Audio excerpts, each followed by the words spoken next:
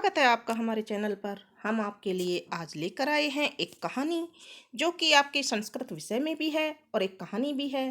कहानी का संस्कृत में नाम है विलस्य वाणी न कदापि मैं श्रुता इति कथाया सार हिंदी भाषायां लिखत।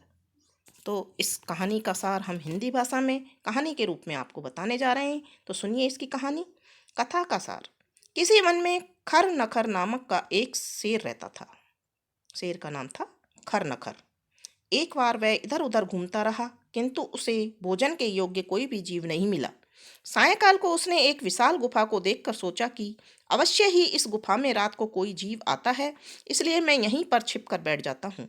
इसी बीच उस गुफा का स्वामी दधीपुच्छ नामक गीदड़ जब वहां आया तो उसने गुफा के अंदर जाते हुए शेर के पैरों के चिन्ह देखे जो बाहर नहीं आ रहे थे।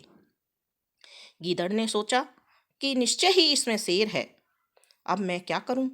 वह एक उपाय सोचकर दूर से ही बोलने लगा, हे गुफा, क्या तुम्हें याद नहीं है कि मेरी तुम्हारे साथ यह शर्त थी कि जब मैं बाहर से वापस आऊंगा तब तुम मुझे आवाज देकर बुलाओगी।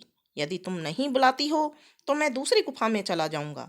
गीदड़ की आवाज सुनकर शेर ने सोचा, अवश्य ही यह गुफा अपने स्वामी को बुलाती है, लेकिन मेरे भय से या डर से यह कुछ भी नहीं बोल रही है, इसलिए मैं इसे बुला लेता हूँ, जिससे गुफा के अंदर आने पर वह मेरा आहार बन जाएगा।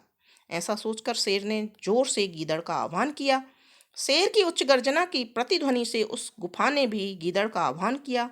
इससे अन्य पशु भयभीत हो गए और गीदड़ भी वहां से दूर भागता हुआ यह श्लोक पढ़ने लगा, जो आने वाले कष्ट का निराकरण कर लेता है वही सकुशल रहता है, और जो आने वाले कष्ट का निराकरण नहीं करता है वह चिंतनीय होता है। इसी वन में रहते हुए मेरा बुढ़ापा आ गया किंतु मैंने कभी भी गुफा की वाणी नहीं सुनी। इस प्रकार अपनी चतुरता से गीदड़ के प्राण बच गए और शेर बिना विचारे ही कार्य करने से भूखा ही रह गया। तो इस कहानी से हमें शिक्षा मिलती है कि हमें अपनी चतुराई से और धैर्यपूर्वक किसी भी कार्य को सोच विचार करके करना चाहिए। अगर सोच विचार कर हम किसी कार्य को करेंगे, धैर्यपूर्वक करेंगे, तो हम अपने प्राण भी बचा सकते हैं और आगे भी बढ़ सकते हैं। धन्यवाद।